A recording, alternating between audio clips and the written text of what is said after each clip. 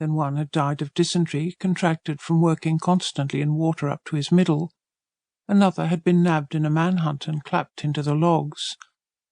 And finally, but a day or two back, the 3 men who completed the night shift had deserted for a new rush to the Avoca.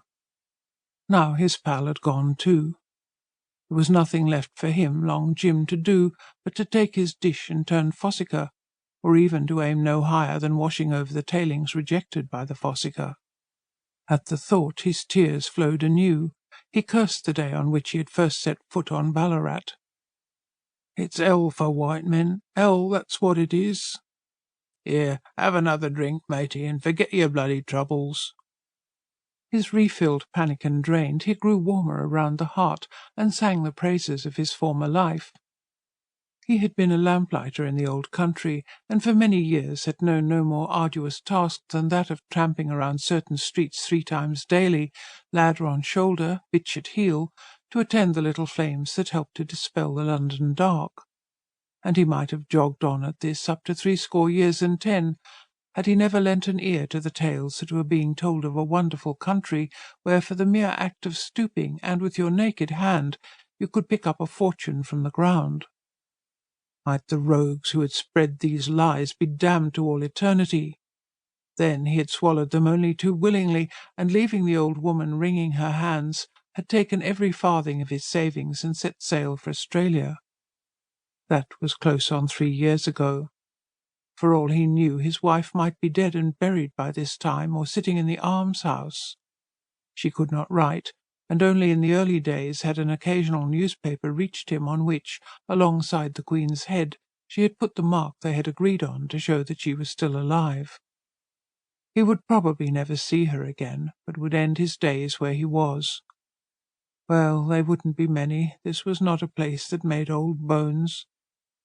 And as he sat, worked on by grief and liquor, he was seized by a desperate homesickness for the old country. Why had he ever been fool enough to leave it? He shut his eyes, and all the well-known sights and sounds of the familiar streets came back to him. He saw himself on his rounds of a winter afternoon, when each lamp had a halo in the foggy air, heard the pit-pat of his 4-footer behind him, the bump of the ladder against the prong of the lamp-post. His friend the policeman's glazed stovepipe shone out at the corner. From the distance came the tinkle of the muffin-man's bell, the cries of the buyer-brooms. He remembered the glowing charcoal in the stoves of the chestnut and potato sellers, the appetizing smell of the cooked fish shops, the fragrant steam of the hot dark coffee at the twopenny stall when he had turned shivering out of bed. He sighed for the lights and jollity of the Hare and Hounds on a Saturday night.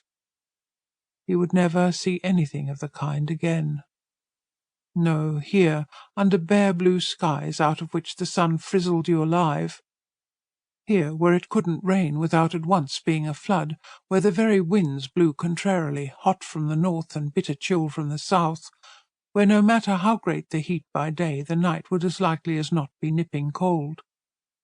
Here he was doomed to end his life, and to end it, for all the yellow sunshine, more hopelessly knotted and gnarled with rheumatism than if dawn after dawn he had gone out in a cutting northeaster, or groped his way through the grey fog mists sent up by the grey Thames.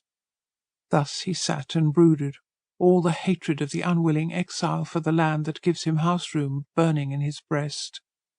Who the man was who now lay deep in a grave that fitted him as a glove fits the hand, careless of the past to which he had brought his mate, who this really was, Long Jim knew no more than the rest. Young Bill had never spoken out. They had chummed together on the 70-odd-mile tramp from Melbourne, had boiled a common billy, and slept side by side in rain-soaked blankets under the scanty hair of a she-oak. This was in the days of the first great stampede to the goldfields, when the embryo seaports were as empty as though they were plague-ridden, and every man who had the use of his legs was on the wide bush track bound for the north.